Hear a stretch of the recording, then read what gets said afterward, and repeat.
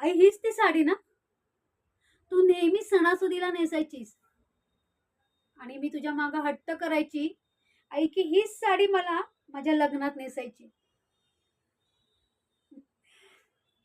माझ्या लग्नाला तर तू आई आलीच नाही. पण मी ही साडी नेसून, नटून तुझ्या फोटोसमोर उभी होते. आई माझं मूल आता 6 वर्षाचं आहे आणि तो अगदी मला तसाच चिटकून झोपतो, जशी मी तुझ्या कुशीत झोपायची. आता आठवतं, की आईच्या कुशीत संघर्षाचा विसावा असतो. आई होणं म्हणजे स्वतःचं दुःख विसरून दुसऱ्याला हसवणं,